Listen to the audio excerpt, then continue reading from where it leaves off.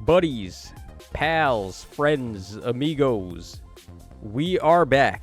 We got some more Fire Emblem Heroes, and we have this brand new FEH channel here that announces quite a lot of information about the quote-unquote summer celebration that we're about to get for Fire Emblem Heroes. To me, this seems like just the Tanabata celebration at the end of summer. So we have quite a bit of stuff here to go over. Why don't we just quickly skim through it? I already watched the FEH channel, so this is not going to be like a first impression or anything. So as login bonuses, we're getting 150 of every flower, and then we're getting 10 special summon tickets that you can use on a certain banner, which we will talk about in a moment. We're also getting some special maps here that you can do on 2 separate difficulties for essentially 2 orbs each. So what is this here? 20 orbs in total for 10 maps. Not bad there. Some orbs, always nice. Then we're also, we're getting it also 10 more tickets from these maps that you can get. So in total, we're going to be getting 20 of these special summon tickets that you can use, and the banner that you can use them on is pretty much that same banner that we got from before, where it has all of the seasonal 4-star special rate characters on it. So if you're looking for one of these units in particular, might not be a bad idea to snipe a certain color and then just hope for the best. This is the banner art here, so you can see like some of the characters that are featured here.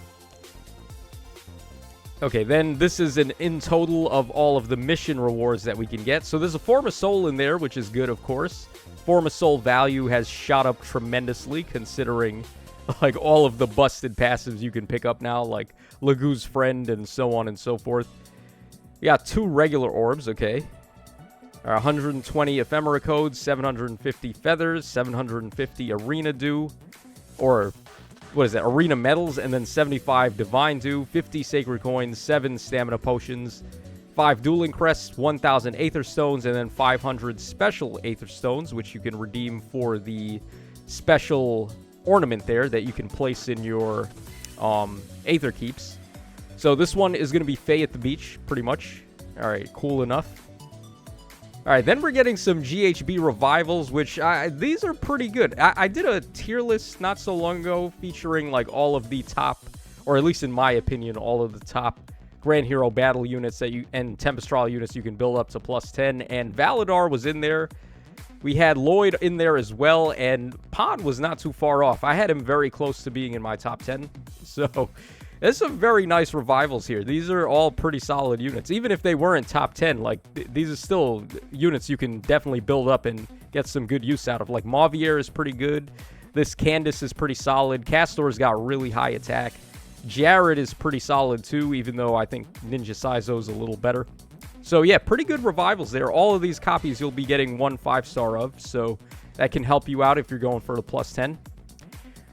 All right, then we're also getting, what is this here? Some skill-focused summoning revivals. So these are going to be up every day. Now, what this essentially means for most people is just a free summon every day, because I wouldn't recommend going super deep on these banners. You are able to spark if you want to, although I wouldn't really recommend it. Let's see here. Is there anything worth sparking?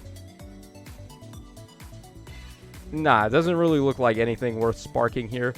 Maybe it would have been if there was like rearmed and attuned heroes on these, but there aren't. So like these old school heroes, well, I mean old school, but in Fate terms they are old school. These heroes, they don't really offer too much in terms of like recent fodder.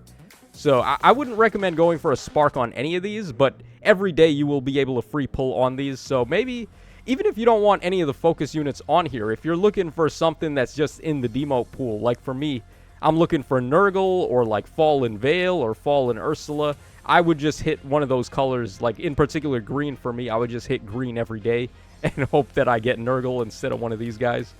So that's something you can do. Free summon's always good. Okay, then we're also getting a Hero Fest banner here, and these are going to be the 4 featured units. So on red, we have Attuned Triandra.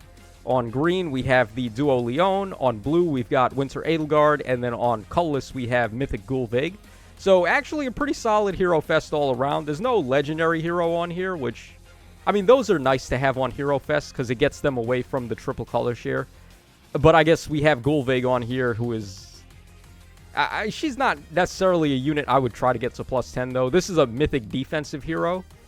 Like, if you're going to plus 10 something, an offensive mythic hero is probably what you want to go for, or like a legendary hero, or a duo hero in the case of Duo Leon here. So I would say, like, he's definitely the grand prize. Triandra is very good as well, being a fodder bank attuned hero.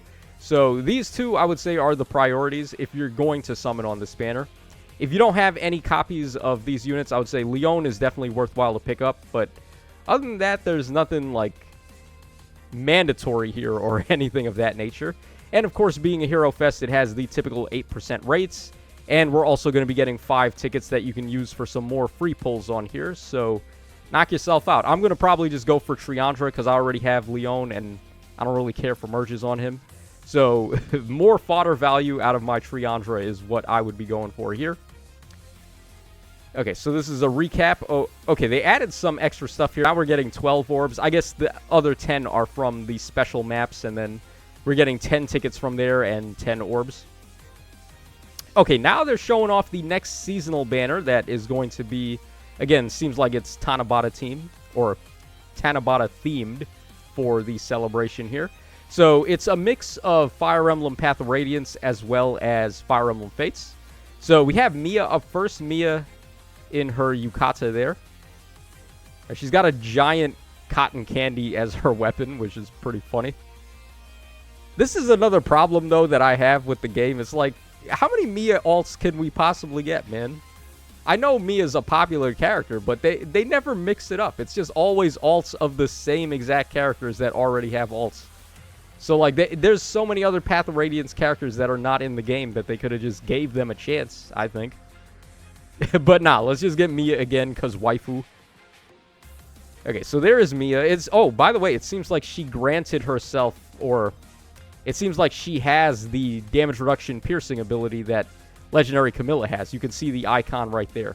So that's pretty interesting.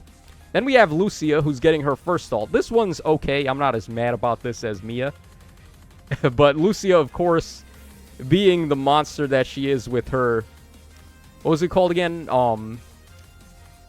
Not Nihil. She has the opposite of Nihil, like a different one. But I can't remember the name of that one. But basically, it like negates enemies from activating specials. And like it's like Fox only, 1v1 final destination. That old rigmarole from Melee. So yeah, she's definitely going to be a strong unit. She seems to be a Lance type here, Infantry Lance. So definitely a unit to look out for. All right, then we have these two from Fates over here. So we're going to start off with Leo. Okay, so Leo, his artwork seems fine. He's got the goldfish thing. They have this like little mini game that they do at Tanabata where you get like this little fish net, but the net is made out of paper, and you have to dip it in the water and catch a goldfish. And obviously it's very tough to do because the paper is going to get wet and it's most likely going to break when you get the goldfish on it. But it seems like he played that mini game, basically. All right, and then of course we have Taco Boy over here. So Takumi. How many alts has Takumi gotten too? Like, this guy also has quite a lot of alts. I'm not as mad about Leo, even though Leo does have quite a bit of alts too. But for some reason, like, this guy getting another alt is just annoying. Meanwhile, there's so many other characters from Fates that aren't in the game or don't even have an alt yet that they could have went with. I don't know. It's just like, that's, again, like I said, the problem that I have with the game is just the same characters over and over when there's so many other characters to choose from, right? Like, they never give them a chance. All right, then this is going to be the Harmonic Hero. So we have Nephany and Sakura as a combo. I actually like the art style that they went with here. I don't know who the artist is, but... Okay, so the artist is Yoshiro Ambe. Not familiar with them, so I guess this is their first... Or they've probably done other art, I just am not recognizing it. But it looks pretty good. I like the way the colors pop here. It's very nice. So Nephany is going to be the main hero, and then Sakura is the backpack. Alright, and of course, we don't really see what their skills are capable of. Looks like they're going to be a red tome flying type unit. Alright, going to be interesting to see more information about all of them. Alright, so this banner is dropping actually in a week from now. This is going to be on the 7th. So we got this a little bit early. I'm not sure when the trailer is going to be. Could be any moment from between now up until the 7th. Sometimes they do like the trailer right after the FEH channel, but sometimes they don't. So Not really too sure about that. Takumi is going to be the Tempest Trial unit, by the way. So you're going to be able to get him from the actual, like, Tempest Trial, and it's going to be a continuation of the Nidavellir story, so should be interesting to see what's going on in there. Oh, we also caught a glimpse of Takumi's skills, by the way, and I think he's sucky.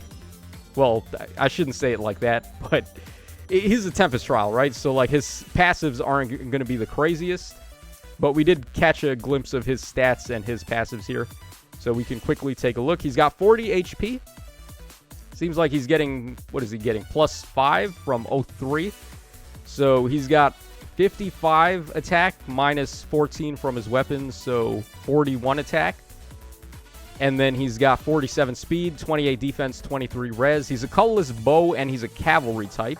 So he's a pretty modern, stat-wise cavalry bow type that you can build up free to play. Doesn't seem too shabby. He's got this weapon, which we don't know what it does. He's got shove, and then he has defense and res snag 3, and then attack and speed 3. Okay, so there we go with the new characters for the banner, and then we also have some new updates. So we're going to get some more arena maps, which I really don't understand why they always do this. Like, why arena maps? It's really irrelevant. Like, honestly, like, what maps show up when you're fighting in arena. Some of the maps are annoying, but for the most part, it really does not matter what map shows up. Like this map here, like there's so many maps like this where it's just a big box in the middle and it's all defense tiles. There's one on the desert that looks pretty similar to this. I feel like there's been a map like this as well. Like there's one, you know, the one that I'm talking about that's very similar to this one. So I don't even know why they bother. Like, how about more Aether Raids maps? Like, how about more defensive map options? Because defense is so out of luck right now. Defense is just complete wash. Oh, so this was pretty cool, though. It seems like they've been listening to feedback for United Warfront, so they added the Abyssal Difficulty, which was one of my major complaints with the mode. Not really, like, a huge complaint. I just thought it needed to be a little bit more challenging. Like, the first round was too easy. So having the Abyssal content in here is definitely going to be good. And on top of that, we're going to be able to get some flowers from the rewards for Abyssal. So, again, flowers, one of the more so wanted currencies that are in the game, so that's going to be nice to be getting more of them in here. Alright, and they're also making some updates to the memento thingy. What was it called again? Actually, I don't remember the name of this mode. Hero's Journey, there we go. So they're going to be making it easier for you to get the memento events, and also if you've only started playing recently and you've missed a bunch of these, it's definitely a challenging order to try and get all of them. So they're fixing that a little bit by making you able to redeem up to 6 memento events now, whereas before it was only 3. And then it's going to take only 10 memory fragments to get a memento event as opposed to 20. So this is definitely going to make it easier for people that haven't been keeping up with this too much. I mean, I've been playing since the beginning, so I don't really have a problem with this, but it is like something that people want to get because the memento events are pretty funny. It's one of those like cute little modes in the game that is very irrelevant, but it's also like funny at the same time. Okay, and these are the next batch of legendary and mythic heroes that are be getting their remixes. So we have Oter, we've got legendary Fa, we have Atri, we have Thor, and then we have Ash, we've got female Byleth, Elamine, legendary Kata, and then also the legendary Nana there. Alright, pretty solid batch. Atri has a lot of potential. Fa has a lot of potential. Ash definitely has potential. Byleth, I think, if they give her, like, start of turn tempo to allies in 2 spaces, that would be really good. But she's probably going to be built kind of similar to the legendary male Byleth. Hopefully they make her better, though, because, like, that guy didn't get enough. Elamine is going to need quite a lot, right? Because, like, her false start ability is so easy to counter now. Like, I don't even know. Like, what are they going to do with this? It's going to have to be, like, false start that counters King Freyr and counters Atun Micaiah or something like that. Or allow her to use false start in summoner duels. That would be pretty cool. I mean, it might be, like, a little annoying, but, of course, any buffs would be welcome. Like, how about at the start of turn, all allies on the map suffer false start on the enemy's team? How about that in Summoner Duels? I think that would be good for her, and also give her more things to do outside of just AR, because, like, really, that's the only place you ever use her. And then Sheeta could be interesting, and then Nana could also be pretty interesting. She's got Desperation to work with. She also nullifies, like, Miracle and, like, DR specials and things like that, so you can't use Godlike Reflexes against her. So she could be a pretty solid unit if they build her right. Okay, then we have the 2 remixes here for the Legendary Hero, and I think the other one was a Mythic Hero. Yeah. So we have Legendary Claude and Mythic Uller. So this is going to be Claude's brand new B skill, Fallen Star 2. If he initiates combat or Deep Star is active, then he inflicts speed and defense -5 on the foe. He deals plus X damage times 5 with a max of 25, excluding AoEs, and reduces damage from foe's first attack by X times 3 during combat with a max of 15. So X is the number of bonuses active on him, and the number of the number of penalty effects active on the foe. Pretty easy to activate. I mean, this you should easily be able to get the maximum number, 5 points for each. Either your team is just giving a massive amount of bonuses, or you're debuffing the hell out of the opponents, so pretty easy to activate there. And also, if he initiates, he gets 80% DR on the first attack, which includes enemy brave attacks, and then after combat, he gives himself Deep Star and Gravity on the enemies. And then his new skill is going to be Guidance 4. Pretty good skill for him to pick up. Definitely, I mean, Guidance 4, especially for Arena, him being a legendary hero, like Guidance 4 can help out quite a bit in Arena for your armored units being able to move in. Although, I think a lot of people already gave him Guidance 4, so it's going to be our RIP for those people, but, like, still, nice skill to give him. And then Mythic Uller is going to be getting Yingvi Ascendant Plus. So, speed and defense -5 on the foe. Nullifies effects that guarantee foes follow-ups and prevent units follow-ups. Also, if decreasing the speed difference necessary to make a follow-up attack by 10 would allow a unit to trigger a follow-up. Then triggers Potent Follow 100%. Ooh. Yeah, that's pretty good. So she gets an extra attack at full strength.